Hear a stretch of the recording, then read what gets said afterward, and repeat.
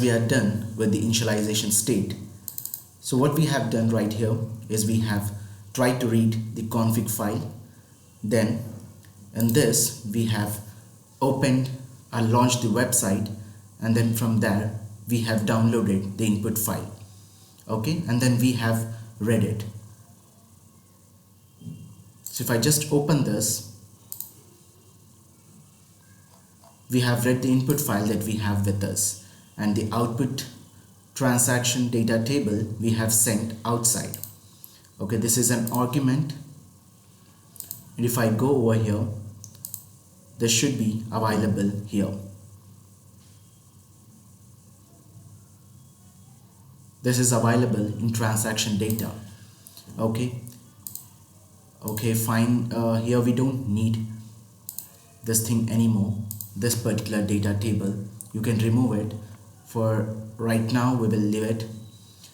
Moving forward, so if this is successful, then it will go to get transaction data.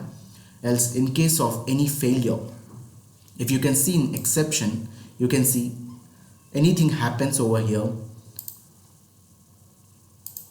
is catched by this particular block and will be assigned to system exception. There are two transitions happening here. One is system exception. If I just double click on that, if system exception is nothing, it will be taken to get transaction data. Else, if system exception is not nothing, it will go to end transaction. This is how the ways are. Any exception, it will go to end transaction or end process.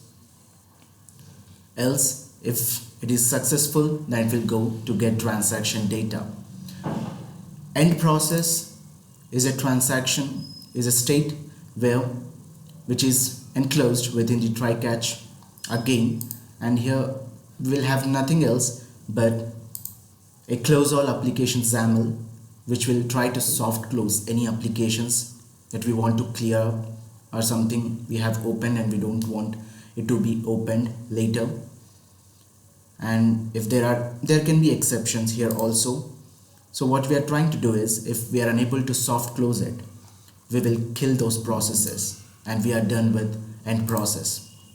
This was about the end process state.